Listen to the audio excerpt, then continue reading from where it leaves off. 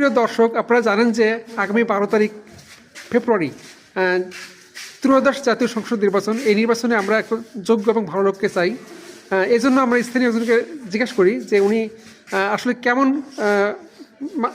লোককে ভোট দেওয়া উচিত, এই সম্পর্কে আপনি একটু অভিজ্ঞতা সংক্ষেপে বলেন। আসসালামু আলাইকুম।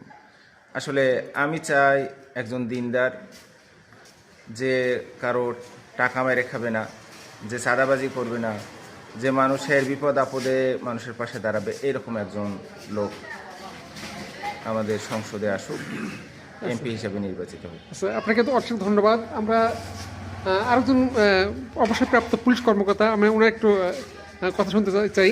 যদি আমরা খারাপ লোককে ভোট দিই তাহলে সমাজে কী এফেক্ট বা প্রতিক্রিয়া হতে পারে আর কি?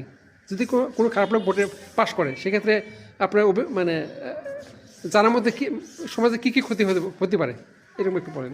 আসসালামু আলাইকুম রহমতুল্লাহ। আপনার প্রশ্নের জন্য আপনাকে ধন্যবাদ।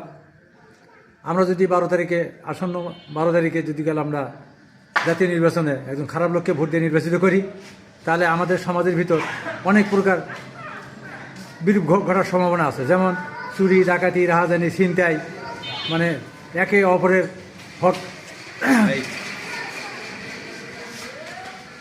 আদায় না করে তাদের হক ছিনিয়ে নেওয়া এবং দেশটা একটা বিশৃঙ্খলা সৃষ্টি করা।